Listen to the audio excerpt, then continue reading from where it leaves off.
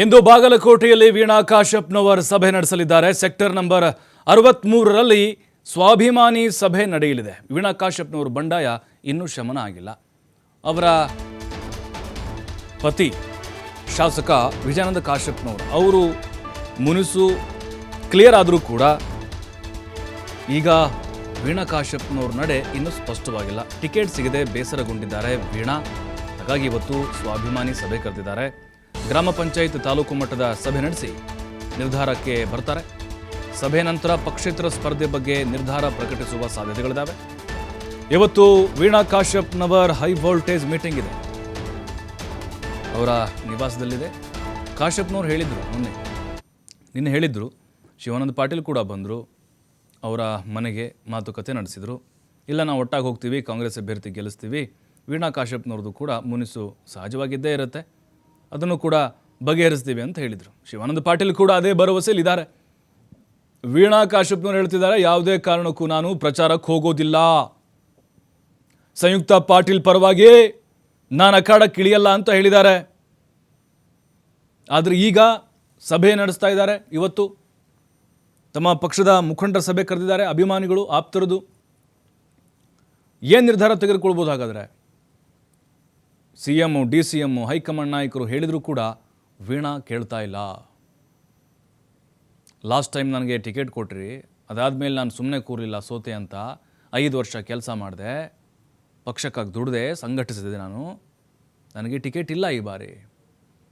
ಹೊರಗಿನ ಜಿಲ್ಲೆಯವ್ರಿಗೆ ಕೊಟ್ರಿ ನೀವು, ಸಂಯುಕ್ತ ಪಾಟೀಲ್ ಯಾರು, ಅವ್ರ ಕೊಡುಗೆ ಏನು, ಹೊಸ ಮುಖ ಏನ್ರಿ ಅವ್ರ ಕೊಡುಗೆ ಪಕ್ಷಕ್ಕೆ? ಈ ರೀತಿಯಾಗಿ ಮುನಿಸನ್ನು ಹೊರ ಹಾಕಿದ್ರು. ವೀಣಾ ಕಾಶ್ಯಪ್ನವರು ಗಳಗಳ ಅಂತ ಹತ್ತಿದ್ರು. ಆದರೆ ಈಗ ಯಾರ ಮಾತಿಗೂ ಬಗ್ತಾ ಇಲ್ಲ.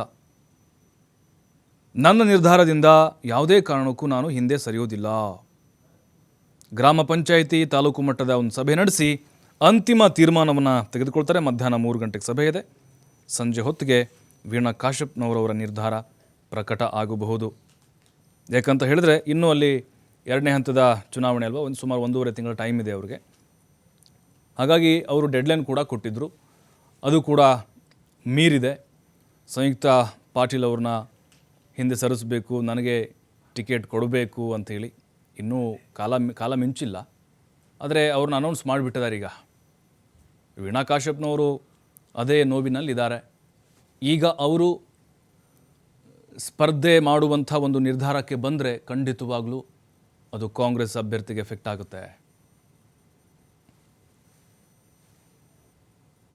ಲೋಕಸಭಾ ಮತಕ್ಷೇತ್ರದ ನನ್ನೆಲ್ಲ ಜನತೆಗೆ, ಅಭಿಮಾನಿಗಳಿಗೆ, ಹಿತೈಷಿಗಳಿಗೆ, ಗುರು ಹಿರಿಯರಿಗೆ, ತಾಯಂದಿರಿಗೆ, ಯುವಕ ಮಿತ್ರರಿಗೆ ಎಲ್ಲರಿಗೂ ನನ್ನ ನಮಸ್ಕಾರಗಳನ್ನು ತಿಳಿಸ್ತಾ, ನಿನ್ನೆ ನನ್ನ ಪತಿಯವರಾಗಿರ್ಬೋದು ಹಾಗೂ ಇನ್ನುಳಿದ ನಾಯಕರು ಪಕ್ಷದ ಪರವಾಗಿ ಪ್ರಚಾರಕ್ಕೆ ಇವತ್ತೇನು ಕಾಂಗ್ರೆಸ್ ಅಭ್ಯರ್ಥಿಯಾದಂಥ ಸಂಯುಕ್ತ ಪಾಟೀಲ್ ಅವರ ಪ್ರಚಾರಕ್ಕೆ ನಾನು ಬರ್ತೀನಿ ಅಂತ ಹೇಳಿದರು.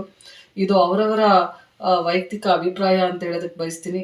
ನನ್ನ ನಿಲುವು ಇವತ್ತಿಗೂ ಕೂಡ ಸ್ಪಷ್ಟವಾಗಿದೆ. ನಾನು ತಟಸ್ಥವಾಗಿ ಉಳಿದಿದ್ದೀನಿ.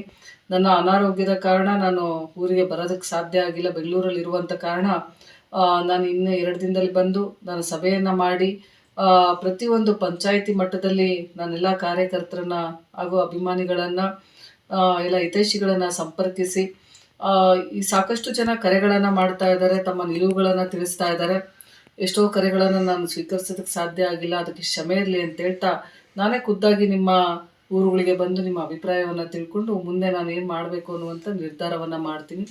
ಅಲ್ಲಿವರೆಗೂ ತಾವೆಲ್ಲರೂ ಶಾಂತತೆಯಿಂದ ಇರಬೇಕು ಅಂತೇಳಿ ತಮ್ಮಲ್ಲಿ ವಿಶೇಷವಾಗಿ ಮನವಿ ಮಾಡ್ಕೊಳ್ತೀನಿ. ಯಾವುದೇ ಗೊಂದಲಗಳಿಗೆ, ಯಾವುದೇ ಒಂದು ಸುದ್ದಿಗಳಿಗೆ ಕಿವಿಗೊಡಲಾರ್ದೇ ನನ್ನ ಅಭಿಪ್ರಾಯವನ್ನು ನಾನಾಗೆ ನಾನು ತಿಳಿಸೋವರೆಗೂ ಕೂಡ ನೀವು ನನ್ನ ನಿಲುವು ತಟಸ್ಥವಾಗಿರುತ್ತೆ ಅಂತಲೇ ಭಾವಿಸ್ಬೇಕು ಅಂತೇಳಿ ತಮ್ಮಲ್ಲಿ ವಿನಂತಿ ಮಾಡಿಕೊಳ್ತೀನಿ. ತಾವೆಲ್ಲರೂ ಕೂಡ ಮುಂದಿನ ನನ್ನ ನಿಲುವಿನ ಬಗ್ಗೆ ತಿಳಿಸೋವರೆಗೂ ಶಾಂತತೆಯನ್ನು ಕಾಪಾಡಿ ದಯಮಾಡಿ. ಧನ್ಯವಾದ. ನೋಡಿ, ವೀಣಾ ಕಾಶ್ಯಪ್ನವರೇ ಹೇಳಿದ್ದಾರೆ, ಈಗ ಮನವಿ ಮಾಡಿಕೊಂಡಿದ್ದಾರೆ ಅವರ ಆಪ್ತರಿಗೆ, ಯಾವುದೇ ವದಂತಿಗಳಿಗೆ ಕಿವಿಗೊಡಬೇಡಿ, ನನ್ನ ನಿಲುವು ಸ್ಪಷ್ಟವಾಗಿದೆ, ಇನ್ನೂ ನಂದು ಫೈನಲ್ ಆದಂಥ ನಿರ್ಧಾರ ಆಗಿಲ್ಲ, ಇನ್ನೂ ಸಭೆ ಮಾಡಬೇಕು, ನಿಮ್ಮ ಹತ್ರ ಬರ್ತೀನಿ, ನಾನು ನಿಮ್ಮ ಹಳ್ಳಿಗೆ ಬರ್ತೀನಿ, ನಿಮ್ಮ ಅಭಿಪ್ರಾಯವನ್ನು ಸಂಗ್ರಹ ಮಾಡಿಕೊಂಡು ಆಮೇಲೆ ನನ್ನ ಡಿಸಿಷನ್ ತೆಗೆದುಕೊಳ್ತೀನಿ ಅಂತ ಹೇಳಿದ್ದಾರೆ. ಈಗ ಶಿವಾನಂದ ಪಾಟೀಲ್ ಆಗಿರ್ಬೋದು, ಅವರ ಪತಿ ವಿಜಯಾನಂದ ಕಾಶ್ಯಪ್ನವರಾಗಿರ್ಬೋದು, ಅದು ಅವರವರ ವೈಯಕ್ತಿಕ ಅಭಿಪ್ರಾಯ ಅನ್ನೋದನ್ನು ಸ್ಪಷ್ಟಪಡಿಸಿದ್ದಾರೆ.